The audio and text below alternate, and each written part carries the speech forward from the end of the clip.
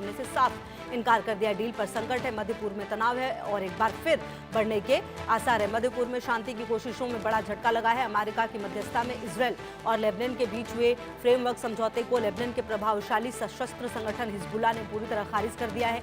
Hezbollah प्रमुख नईम कासिम ने इस समझौते को लेबनान की संप्रभुता के खिलाफ बताते हुए इसे अपमानजनक और एक तरफा करार दिया है। कासिम का कहना है कि यह समझौता केवल इजरायल के हितों को ध्यान में रखकर तैयार किया गया है और इसमें लेबनान के अधिकारों और चिंताओं की अनदेखी की गई है। वॉशिंगटन में हुए समझौते पर अमेरिका की मौजूदगी में इजरायल और लेबनान के राजदूतों ने हस्ताक्षर किए थे। समझौते का उद्देश्य इजरायल और लेबनान के बीच लंबे समय से जारी संघर्ष को समाप्त करना, विवादित इलाकों के मुद्दे को सुलझाना और हिजबुल्लाह के निशस्त्रीकरण की प्रक्रिया को आगे बढ़ाना बताया गया है। लेकिन हिजबुल्लाह का कहना है कि वो किसी भी कीमत पर अपने हथियार नहीं छोड़ेगा और इस समझौते को वैध नहीं मानेगा। नईम कासिम ने आरोप लगाया है कि लेबनान सरकार ने इजरायल को अनावश्यक रियायतें देकर देश की संप्रभुता को कमजोर किया। उन्होंने ये भी कहा कि इजरायल को बिना किसी शर्त के लेबनानी क्षेत्रों से पीछे हटना चाहिए। हिजबुल्लाह की इस घोषणा के बाद क्षेत्र में शांति और स्थिरता की उम्मीदों को बड़ा झटका लगा है। विश्लेषकों का मानना है यदि हिजबुल्लाह इस समझौते का विरोध जारी रखता है तो सीमा पर तनाव और सैन्य टकराव की आशंका बनी रह सकती है। ऐसे में अमेरिका की अगुवाई में तैयार हुआ ये समझौता अब अपने भविष्य को लेकर बड़े सवालों के घेरे में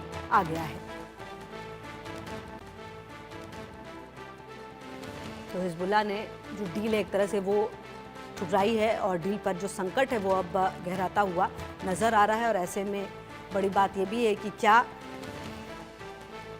और प्रगति मेरी सहयोगी ज्यादा जानकारी के लिए इसी खबर पर मेरे साथ। प्रगति, देखिए बहुत कोशिशें हो रही हैं कि मिडिल ईस्ट में सब कुछ ठीक हो, लेकिन एक बार फिर से ऐसा लग रहा है कि सब ठीक नहीं हो पाएगा और जो भी वक्त है लग रहा है ये कहीं ना कहीं भारत समेत तमाम ऐसे देश जो होर्मुज से जिनका संबंध है उनको और ज्यादा प्रभावित करेगा आने वाले समय में। मतलब राहत नहीं मिलती हुई नजर आ रही है।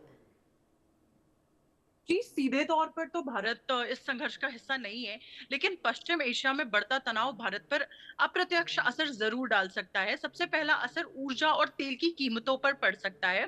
भारत भारत अपनी जरूरत का बड़ा हिस्सा कच्चे तेल के आयात से पूरा करता है। अगर इजराइल लेबनान तनाव और बढ़ता है तो पूरे पश्चिम एशिया में अस्थिरता फैलेगी और तो अंतर्राष्ट्रीय बाजार में कच्चे तेल की कीमतें और बढ़ सकती हैं। इसका असर पेट्रोल डीजल की कीमतों और महंगाई पर दिखाई दे सकता है। और दूसरा महत्वपूर्ण पहलू यह है कि भारतीय नागरिकों की सुरक्षा। पश्चिम एशिया में बड़ी संख्या में भारतीय काम कर रहे हैं। अगर क्षेत्रीय तनाव और बढ़ जाता है तो उनकी सुरक्षा और यात्रा व्यवस्था भारत के लिए चिंता का विषय बन सकती है। इसके अलावा पश्चिम एशिया भारत के लिए व्यापार और रणनीतिक रूप से भी बहुत महत्वपूर्ण है। समुद्री मार्गों में किसी भी तरह की अस्थिरता से शिपिंग लागत और सप्लाई चेन प्रभावित हो सकती।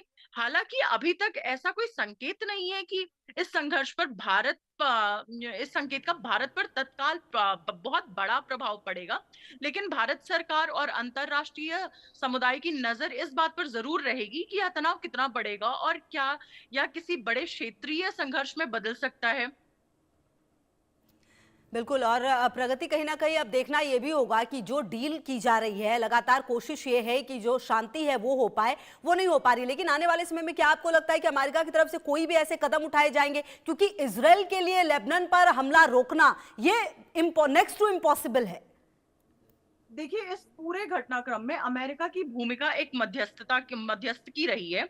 अमेरिका की कोशिश रही है कि इजराइल और लेबनान के बीच लंबे समय से जो जारी तनाव है उसको कम किया जा सके और सीमा पर स्थिरता लाई जा सके।